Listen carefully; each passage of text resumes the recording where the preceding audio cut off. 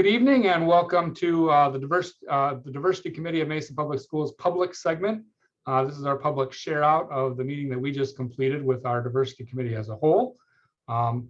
As always, I'm your host, Craig Kiefner, the Director of Student Supports at Mason Public Schools, and I welcome you here to our shout out. We're going to turn it over first to our Diversity, Equity, and Inclusion consultant, Dr. Carlin Tishner, who's going to share with us the summary of the meeting. Thanks, Craig. Good evening, and thank you for tuning in to this recording. As Craig said, my name is Carlin Tishner. It's continued to be a great pleasure to work with Mason, and I'm excited to report out what was accomplished today. Let me first say that there's a lot of work that's happening at the district level, specifically under the leadership of our co-chairs for the broader committee and the subcommittee chairs. They're doing a phenomenal job in moving Mason forward, to use a statement that was used for our previous event. And so a lot of the updates that we are going to share tonight are really at that subcommittee level. And so I'll be brief with my overview so they can share a lot of the great work that they're doing. First and foremost, we continue to want to engage the community in this work. That means that we are open to the possibility of a book club and engaging folks in reading with us so that we can continue to grow and learn together. We also talked, as always, about our Teaching for Equity professional development opportunities. As a reminder, this is a paid opportunity for all educators in Mason to receive extra training and professional development on topics of equity across various topics. And this most recent week, actually last week, or this week, actually, a couple of days ago, the topic focused on exceptional learners. And that's a phrase that's used in the state of Indiana, but it's basically students who have additional needs that often fall under a 504 plan or special education designation. Indiana calls them exceptional learners to try to transform the narrative around those students rather than it being called special education, which is often a negative connotation. So the idea is for us to become more aware of creating spaces of equitable learning opportunities for students who are exceptional, who have exceptional needs, and bring also exceptional skills to the school environment. Thank you for all educators who joined us on that session. Greg also provided an overview to the entire committee of the staff's diversity survey. That is a survey that has been implemented twice so far, last year and now this spring, with the goal of continuing to see growth in categories such as teachers' comfortability with topics related to diversity, equity, and inclusion, and also teachers being comfortable with addressing those conversations with their students and teaching towards those topics so that students can become more aware, but also ultimately so that students who are from diverse backgrounds can feel a bit greater sense of belonging in the school environment as well. And then we closed out the meeting with talking about a few items in new business, which I will certainly defer to a deeper dive by the subcommittee chairs. One was a perception survey for the student experience, ultimately to get the voice of students and their experiences in school. Another was a book project that is sponsored by a community organization, and the committee was to support this so that that growth and learning can continue across not only the school district, but the community. And then lastly, subcommittee chair ended up presenting specifically on an equity decision-making tool, which I think is going to be phenomenal once we are able to share that broadly with the district and begin to look to implement that tool so that we think about how our lens supports the way we make decisions, especially around equity, inclusion, and ensuring that no student is marginalized by any policy or practice that we may implement across the entire district, from board to teacher to staff person to student. That concludes my report. Thank you, Carlin. So now we'll get into our diversity subcommittee chair reports and some of that work that Carlin was talking about in his overall summary. First is our community educational resources and communications subcommittee led by Jen Schlosser.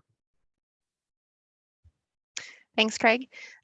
So we're excited that last month the book club was approved for the community. So we are working on an email that we can send out include an email that people can send their interest levels to so that we have a way of communicating with the people that are interested in introducing the first book, and then planning out some dates that we can meet and discuss the book.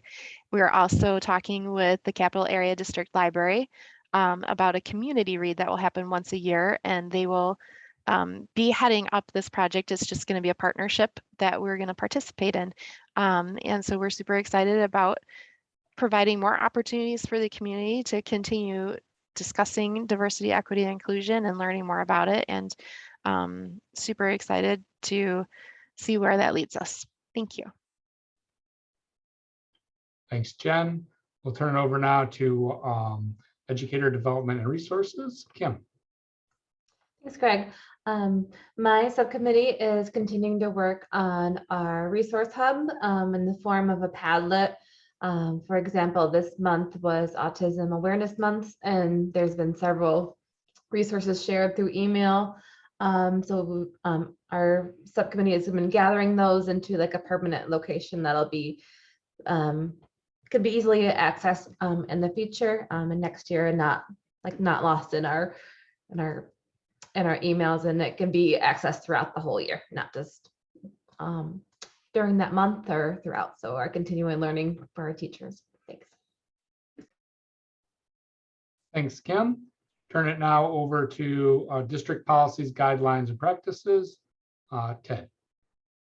Good evening, everyone. Our subcommittee met previous week and kind of finalized a draft on our equity decision-making tool that were rolled out to this committee this evening in draft form. We're looking for their feedback, and then we're going to bring it forward to leadership team, executive team at the school level for more feedback. Once we've got a draft finalized, we're going to represent it to the committee for approval, and then hopeful dissemination across the school district in the fall of 22.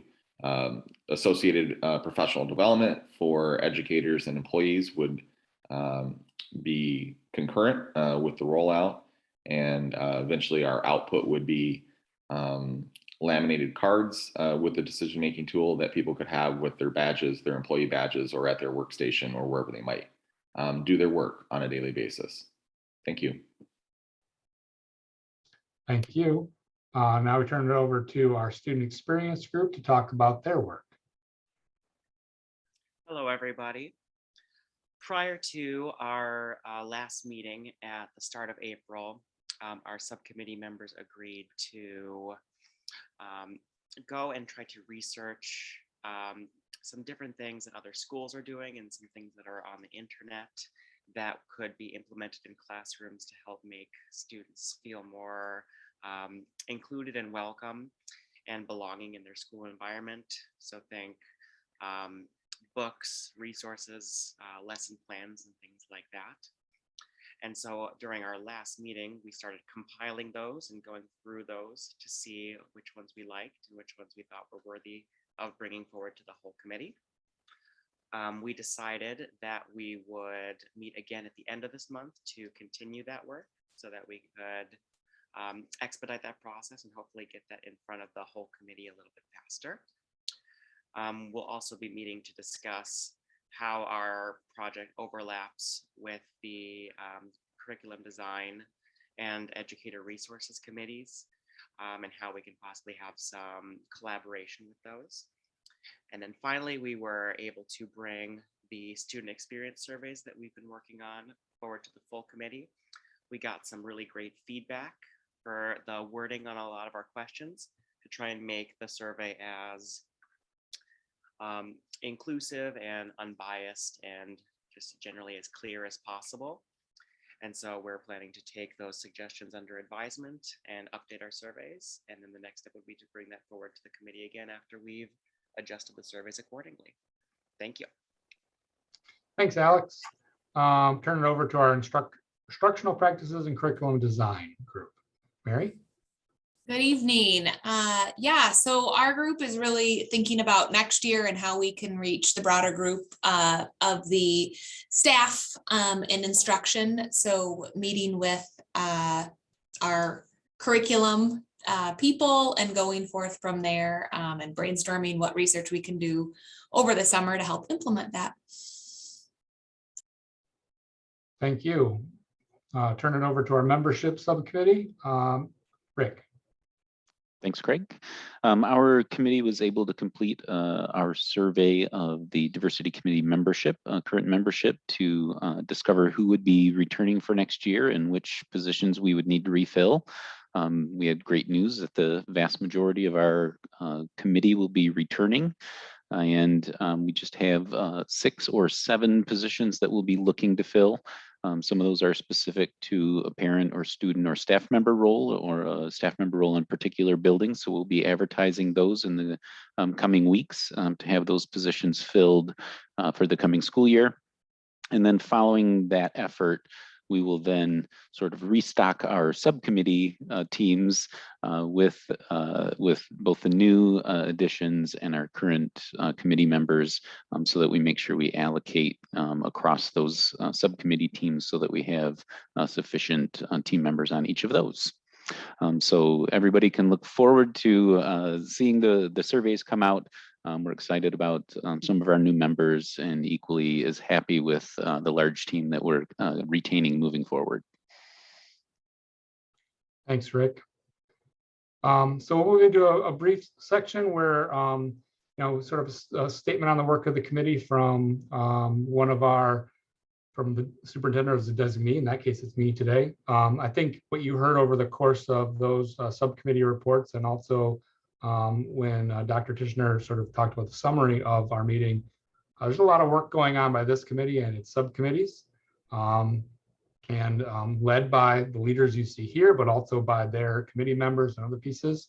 And so, we continue to be encouraged by the work we're doing. We saw in our own staff perception survey that we reviewed today with the diversity committee that there's room and opportunities for growth for sure, but we continue to see those opportunities for growth are also good, and we're seeing actions that are addressing those opportunities for growth. And so I'm really excited about that, and certainly from my role as someone who facilitates this work for the district, I'm very excited about the actions that are taking place and the sort of the movement that we're seeing in some of these areas. So really appreciate everyone taking the time to come to watch this recording tonight of our public share out of our April diversity committee meeting. We are back again in May to continue our work, and we look forward to seeing you all there. Have a great night and see you next time.